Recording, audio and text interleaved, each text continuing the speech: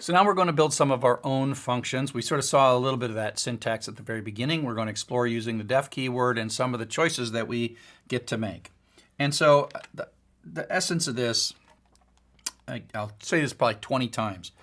The def statement only defines the function. There's a side effect to it, but it doesn't actually run the code. It just remembers the code, and then later we will call and invoke the function. So here's an example of some dysfunctional code that's not going to work very well. And so we come in here, we set x equals 5, and you don't have to have the def at the beginning of the program. We do a print statement, so out comes hello, and then we do a def statement, and that cruises through here, and the result is you have extended Python to have this thing called a print lyrics function, and it's got 2 bits of code in here. Now this print does a de-indent, so that sort of blocks this off, as that little bit inside the block is the function. That stuff's been copied up to there, and now it continues on, and it prints yo, and it adds 2 to x, and then prints x, and out comes a 7, and now the program is done. What happened to these lines of code? The answer is they never executed. They never executed. And that's because the def statement doesn't automatically run the code. You must invoke. We did not invoke the function. Not sure if that's a happy face or a sad face. It's a wry face. It's a wondering what's going on face. So we didn't invoke it, right? We didn't invoke it, and so it did not work, and we didn't do any output. Now, why we did this, I don't know why we did this. Question mark, question mark. Who knows why we did this? But what we really meant to do probably is something that more looks like the next bit. Once you define it, we got to call it. And that's the reuse part. We had the store part working, but not the reuse part. So here we go. This is a little more of a functional bit of code. Set x to 5, print out hello, out that comes. Define it. This creates no output, but the de-indent causes this block to be part of that, and that's sort of been stored. Store. Now we print out yo, and so out comes yo, and then we call print lyrics. Again, print is a function, has parentheses with parameters. This has parentheses with no parameters. We didn't put any parameters in. We'll get to that in a second. Print lyrics now says, oh, run this code. So out comes these 2 print statements. Then we add 2 to x, print it, and then out comes 7. So this is the store. This is the reuse. This is the call. This is invoke. Okay? Okay. So everything we've shown so far has no arguments, except this max did have an argument. That max is input. And then we will get something back, the w, and then the w gets stuck into big. So arguments are input. So if we want to define arguments in our own functions that we're making, we just put them in the parenthesis. Now, it's like a variable. We're choosing a variable name. But this variable sort of doesn't exist. This lang variable is best thought of as an alias. It's an alias for whatever the first parameter is going to be when that particular function invocation happens. Okay, so we're going to invoke this function 3 times. We're going to put in parentheses 3 different things. This is a way to have code that's almost the same, but a little bit different. By pushing in different parameters, then the code does something different. And so this really is just a placeholder to say whatever the first parameter was. If that first parameter is ES, then print this. If the first parameter is FR, print that. Otherwise, print that. So as our program runs, this accomplishes nothing, doesn't run any code, but it creates this thing called greet out there. And we've indicated to Python we expect a parameter. We expect that when this is invoked or called, we want one parameter. So then we call greet. And again, Python remembers to come back to here, and then it fires up to here and starts this line of code. And en, lang, is an alias for en.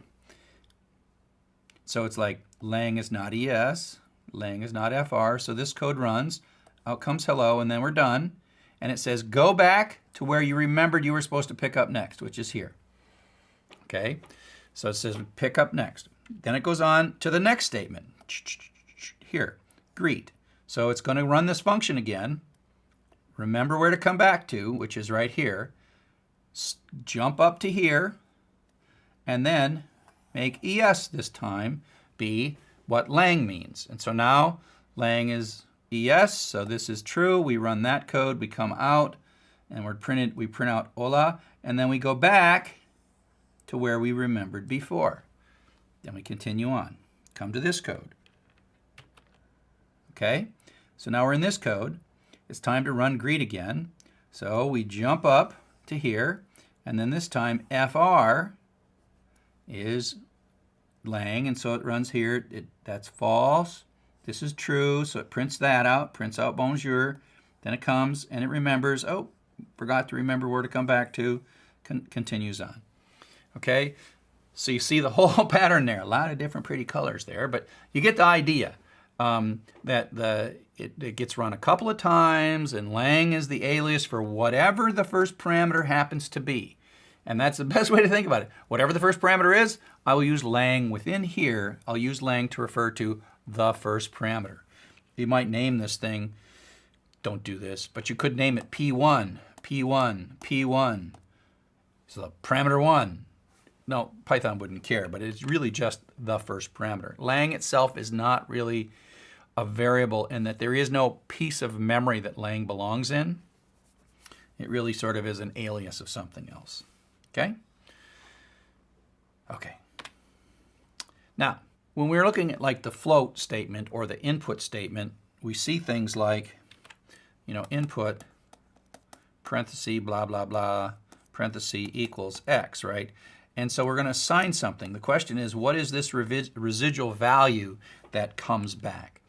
And within the function, we as the writer of the function get to determine what that residual value is by the return statement. So basically, even though this is really a trivial function, has no parameters, the return statement does two things. One, it stops the function, and it jumps to that next line, right? But two, it also determines the residual value. So by saying return, if we come in here, and so we do this, then we're in the middle of this print statement, so it sort of pauses here, and then it runs this code, and then the return says, oh, this little bit that was the function, send that back right there. So that means that this is really print hello Glenn, which prints out hello Glenn. And then it goes on to the next line, it runs greet again. Runs greet again, comes in here, and so now hello becomes this residual value. Now it's not very clever, but you get the idea. This residual value, it's like hello Sally, so it prints out hello Sally. So here's a little better example of this where we're using both arguments and a return value.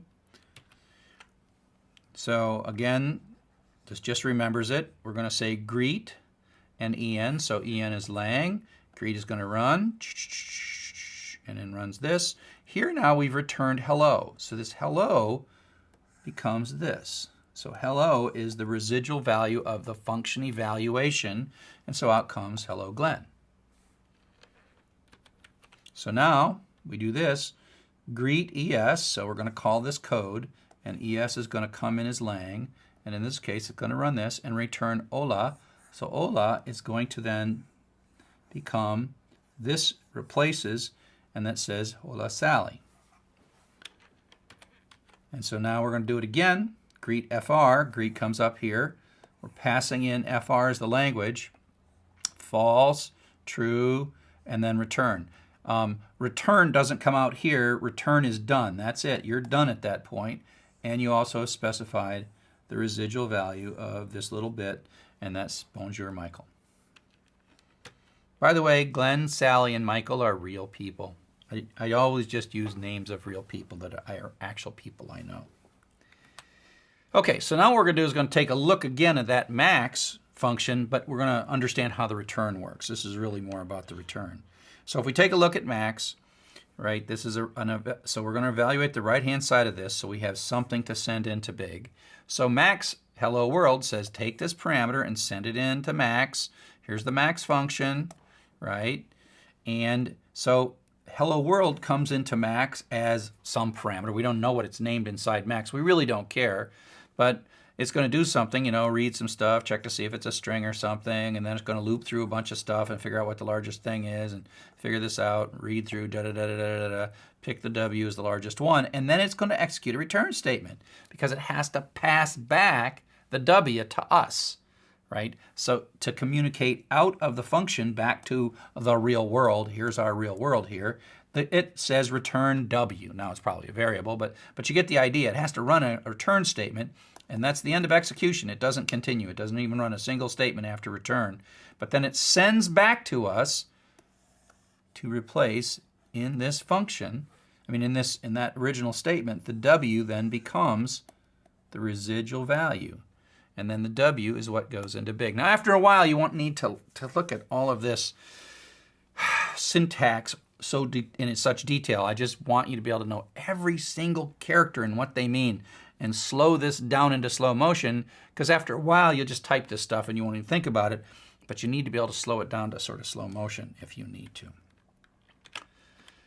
Okay, so you can have more than one parameter, as you might well expect. This says I want 2 parameters. Again, the name of these things inside here hardly matters, just that's the first parameter, that's the second parameter. In a call, we pass in 3 and 5, so that is easy. The number and order of the parameters is the same in the function invocation as it is in the function definition, and we just add these 2 numbers together, make it local variable, and then return it. So 8 becomes what comes back and gets stuck into X.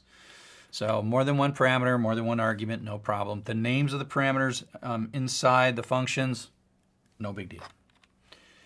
So some functions do not return values. We call them non-fruitful functions, and if they return values, then we call them fruitful functions. So in summary, this was a pretty quick introduction to functions. Like I said, I don't really expect you to build a bunch of functions, but I want you to understand them. And so when the time comes and you're thinking to yourself, oh, wow, it's time to build a function, you'll know how to build them and you'll know how to use them.